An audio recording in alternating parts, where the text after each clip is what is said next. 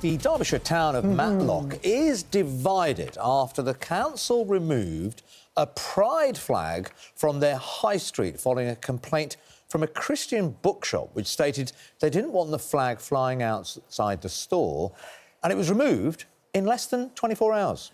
But is it right for pride flags be removed due to religious complaints? Well, broadcaster and practising Catholic Claire Muldoon is with us now.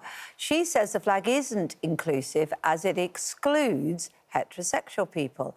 And transgender man and activist Tate Smith believes it's important for councils to fly these flags, especially now as it's Pride Month. So why is it important? Let's start with you.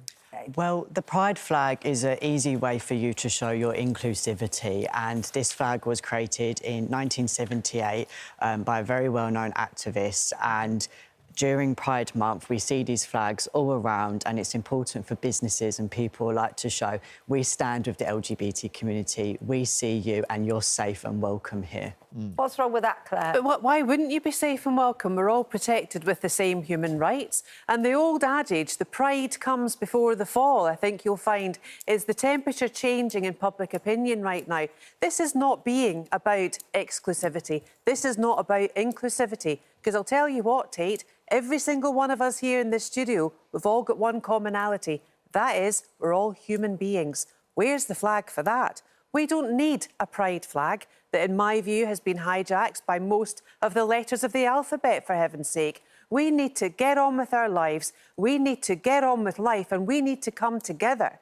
Because we are all human beings, we are all the same. Hang on, Clive, that's not... What you're describing is not coming together, though, is it? Why not, telling Adil? people to remove their flag, that's not coming together and looking after human beings, is it? Well, the biggest commonality here is the fact that as a Scot, I'm living in England. What's wrong with flying the St George's flag, OK? That shows your identity in geographic terms. Why do we need to know what people's sexuality is all the time? Surely we're over that. Isn't the point that we're talking about minorities? And you think of, you know, the gay community, the trans community recently, they suffer some of the worst discrimination we've ever seen. Let's not forget, it wasn't long ago that homosexuality was illegal in this country. Yes, and that's one of the reasons... Isn't it right that we should do everything we can to support these minorities? We don't need to fly a flag for that or wear a lanyard for that. Do you need a flag for that, Tate? We do. I mean, I'm a proud Tate. and open trans man. We have our own flag. The Pride flag has always stood with the trans community. We started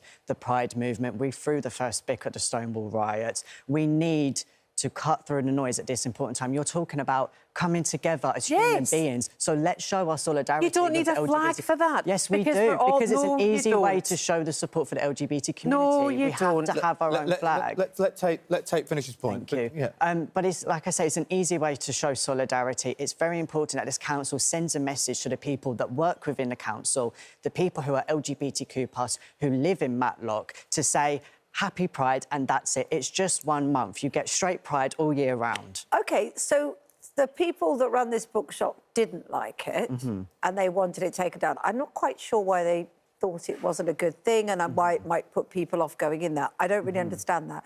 But if they have an objection, why should they have it forced on them by the council?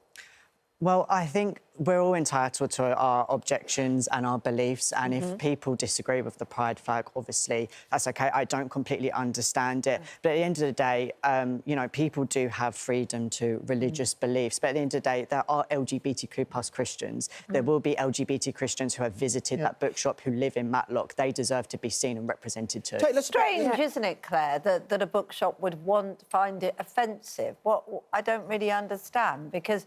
Well, I can't talk for the bookshop. No. You know, and the fact that... But you would find it. Would you find it if you could walk down the street? Would you? No, look, I live in West London and we have a rainbow-coloured crossing, right?